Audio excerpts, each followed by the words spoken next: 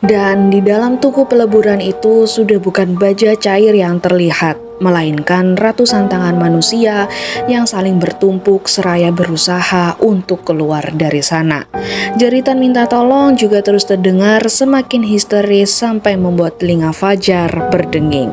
Kembali lagi bersama Let's Go Story. Malam ini aku akan kembali membacakan cerita malam horor yang berjudul Pabrik Shift Terakhir, dan malam ini tuh sudah masuk ke bagian 5. Buat kalian yang belum nonton dari bagian 1 sampai bagian 4, kalian langsung bisa masuk aja, datang aja ke playlist karena di sana sudah aku jadikan satu.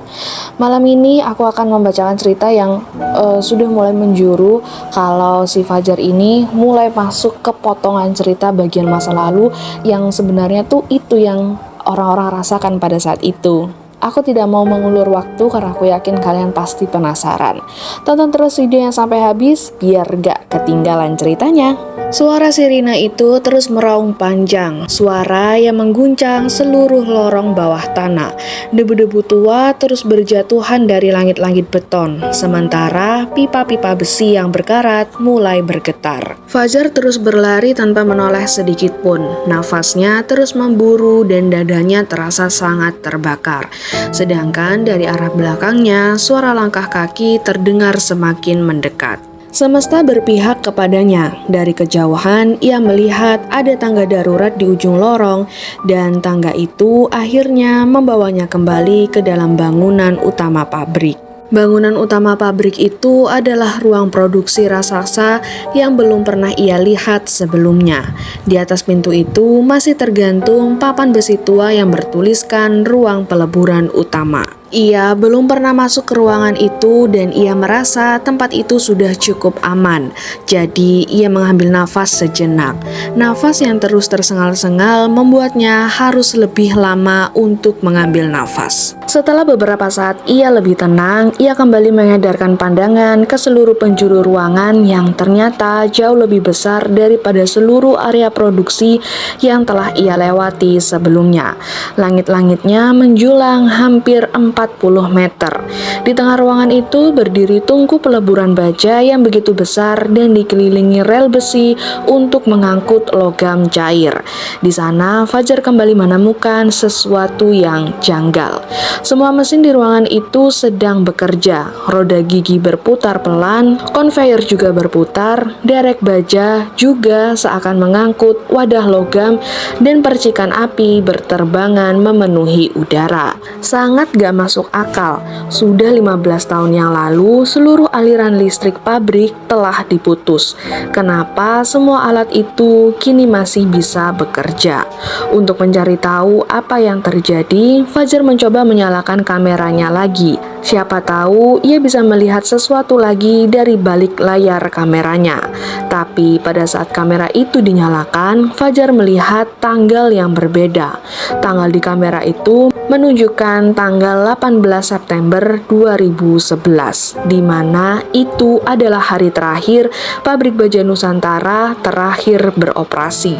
Suhu ruangan di sana juga perlahan meningkat dan bau logam panas bercampur dengan daging terbakar memenuhi udara. Dalam sekejap, tiba-tiba suasana di sekelilingnya mendadak berubah. Ruangan yang tadinya kosong kini dipenuhi dengan pekerja pabrik. Pekerja yang Fajar lihat dengan kondisi yang masih hidup dan semuanya terasa normal. Wajah mereka yang penuh dengan peluh, suara mesin yang memekakan telinga, dan mandor yang berteriak memberi instruksi.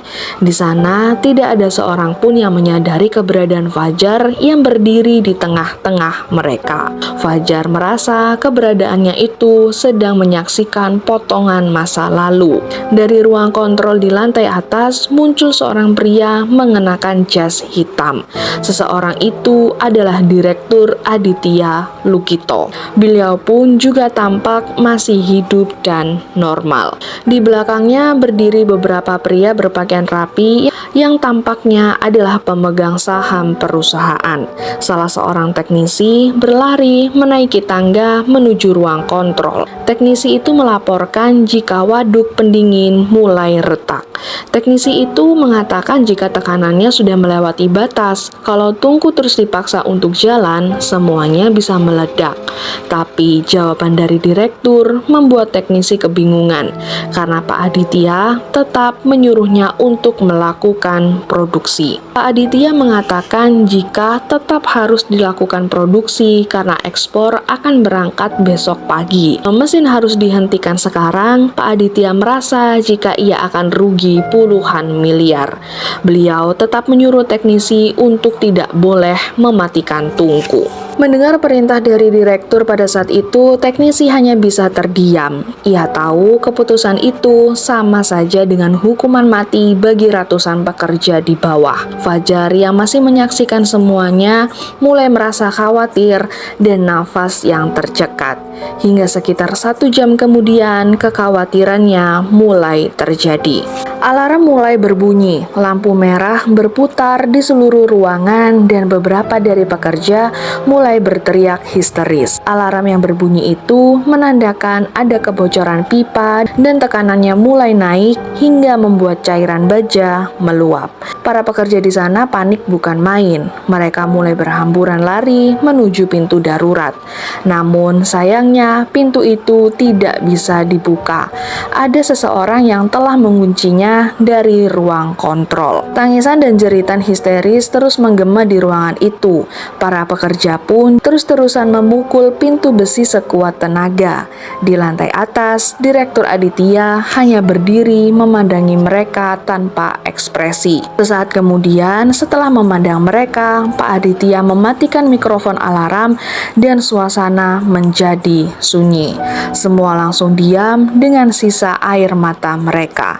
Hingga beberapa detik kemudian, ledakan besar mengguncang seluruh gedung.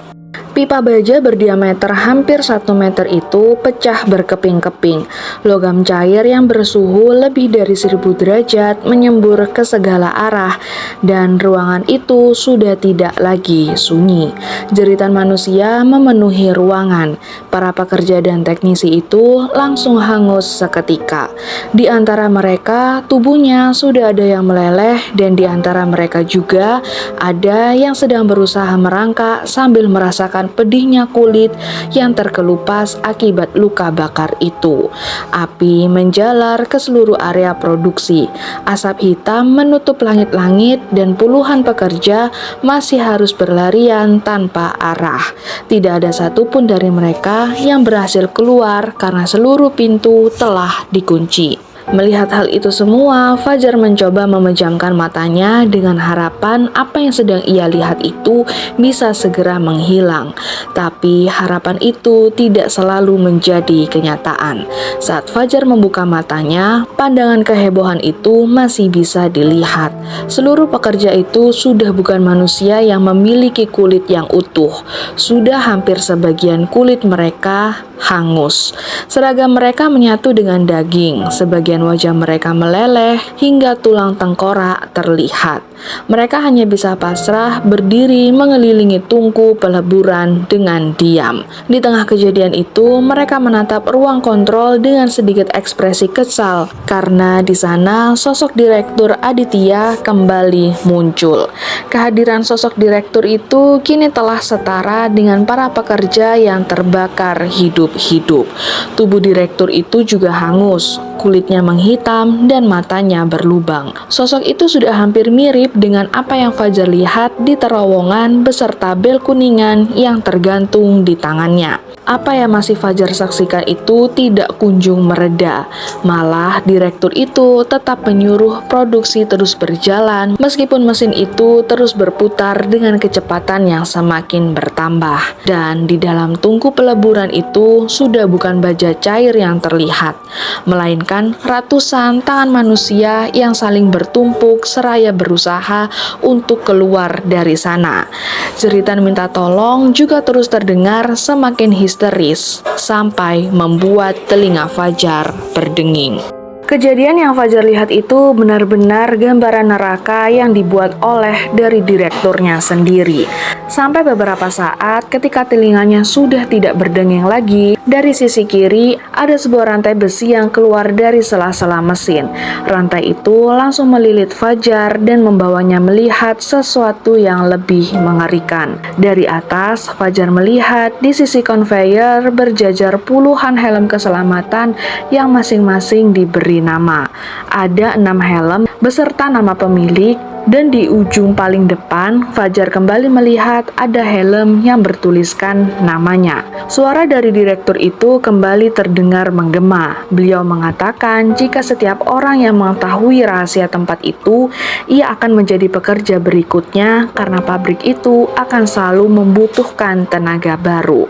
Konveyor yang sedari tadi membawa Fajar di langit-langit pabrik perlahan mendekat ke arah tungku yang panasnya mulai membakar wajah Fajar. Berada di atasnya saja sudah membuat lengannya terasa perih. Dari dalam tungku itu masih ada ratusan tangan yang mulai menjulur seolah ingin mengajak Fajar ikutan masuk ke dalam panasnya api. Sudah bukan sebuah potongan kejadian lagi yang ia rasakan. Semuanya sudah hampir mendekati kenyataan. Dan di tengah itu Fajar tidak putus asa begitu saja. Ia langsung teringat dengan dokumen yang berada di dalam tasnya. Ada dokumen investigasi yang sepertinya harus dihancurkan begitu saja. Bersusah payah Fajar mengambil dokumen itu, dan ketika ia berhasil, dokumen itu ia lemparkan ke dalam tungku, dan hanya beberapa detik saja lembaran-lembaran itu terbakar habis. Setelah itu, seluruh ruangan berguncang begitu hebat. Jeritan dari dalam tungku berubah menjadi raungan panjang. Wajah Direktur Aditya langsung berubah menjadi marah dengan dahi yang berkerut. Ia berteriak sekencang mungkin untuk mengatakan jangan lakukan itu, tapi semuanya sudah telanjur. Saat itu, ekspresi tenang yang selama ini ia pakai langsung hilang seketika. Mesin-mesin mulai kehilangan kendali. Pipa-pipa yang sudah tidak bisa menampung semuanya perlahan meledak dan rantai yang mengikat tangan Fajar terlepas dari tubuhnya. Dengan segera, ia melompat dari konveyor. Setelah Fajar berhasil menyelamatkan diri, sayup-sayup ia mendengar ada suara lirih dari balik kobaran api.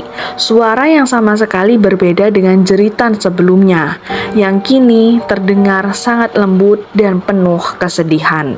Kalau ingin menghentikan semuanya, hancurkan saja belnya. Di tengah kobaran api berdiri sosok mandor tua yang tadi sempat menolongnya di terowongan. Dengan sisa tenaganya, ia menunjuk ke arah direktur. Mandor itu menunjuk tepat ke arah bel kuningan yang masih digenggam olehnya. Seketika, Fajar langsung menyadari satu hal. Selama bel itu masih berbunyi, pabrik ini tidak akan pernah benar-benar berhenti bekerja. Dari yang awalnya potongan kejadian masa lalu dan lama-lama merasakan yang sebenarnya. Ya, itulah neraka yang benar-benar dibuat sendiri oleh direkturnya. Menurut kalian gimana sama cerita kali ini? Coba komen di bawah. Oke, sekian cerita malam horor kali ini. Bantu buat like, komen, dan subscribe. Juga jangan lupa buat nyalakan notifikasi lonceng biar kalian nggak ketinggalan kalau aku punya cerita baru. Sampai ketemu di cerita bagian berikutnya. Bye-bye.